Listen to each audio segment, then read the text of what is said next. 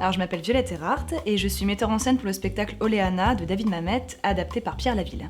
Alors, je suis Kevin Guabo, je suis le professeur de la pièce Oleana, je suis John, professeur en sciences de l'éducation. Non, c'est important aussi, là. Je suis avec une étudiante et... Non, Jeff m'a dit qu'il a... Bah, écoute, plutôt je raccroche, plutôt je descends, non? Je suis Roxane Davidson et je fais l'élève Carole dans Oleana. Moi, c'est Nadia Douel-Charchard et je fais aussi l'élève Carole dans Oleana. Oleana, pour moi, ça parle avant tout d'une incompréhension entre deux êtres humains et qui mène à la catastrophe. Quand je vous vois en cours avec les autres et qu'on parle de concepts... J'en comprends pas un seul. Oui, bah c'est que c'est de ma faute. Alors,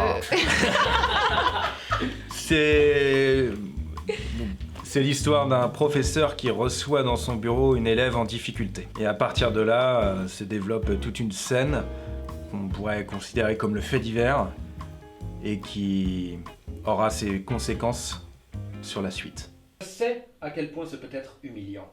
Je n'ai aucune envie de... Non, je n'ai qu'une envie, c'est de vous aider. Disons que le professeur utilise un peu trop son pouvoir pour aider cet élève qui est en détresse absolue et la pièce va questionner ça, cette frontière de à quel point il va aller trop loin dans ce qu'il va proposer comme soutien. Donc, on peut aussi échouer. Ça ne signifie rien. Non. Si. Moi, la première fois que je l'ai lu, dès le premier acte, je me suis sentie assez proche du personnage, surtout dans ses difficultés scolaires. Je ne comprends pas ce que ça veut dire. Et alors je les entends dire « Oh mais vas-y, ce cours est formidable parce que quoi? Parce que vous parlez de la responsabilité envers la jeunesse. Mais moi je sais pas ce que ça signifie, d'accord? Et je vais à l'échec !» Étrangement, ça m'a énormément touchée. Et même l'approche finalement que ce professeur avait, j'y voyais vraiment de bonnes intentions, de vouloir aider, et une grosse remise en question du système scolaire. Ça m'avait vraiment énormément touchée. C'était la première chose que j'avais retenue. Moi je sais et pas vous. J'ai compris la relation entre élève et professeur et l'ambiguïté qu'il pouvait avoir. Et j'avais senti ça à la première lecture, mais j'étais jeune et j'avais pas compris. Et aujourd'hui, seulement des années après, mais même en relisant le texte, en le retravaillant, je me rends compte qu'en fait, le fond, il est illimité et on pourra toujours creuser et comprendre les strates de réflexion et on voit que ça va beaucoup plus loin en fait que seulement une mécompréhension entre prof et élève. Ça questionne la position patriarcale de l'homme dans la société en général. C'est une problématique beaucoup plus immense que celle réduite à une élève et un professeur dans un bureau. Et vous ne penserez plus qu'à deux choses. Il le faut, mais je ne peux pas. Et vous vous direz, pourquoi suis-je né? Quand j'ai lu la pièce, j'ai trouvé ça super déjà de prendre le rôle d'un professeur de fac, parce que c'est quelque chose que je pourrais jamais faire, je pense, mais par contre, là, de pouvoir le jouer, c'est super.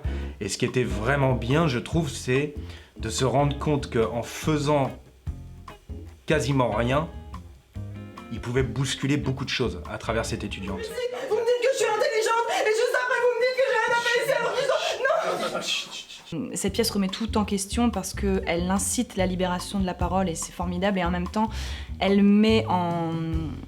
elle prévient sur aussi les travers que ça peut avoir. Vous m'avez fait venir ici pour m'expliquer comme à une enfant quelque chose que j'ai pas compris. Mais c'est moi qui viens aujourd'hui vous dire quelque chose. Bien sûr, mais pas que.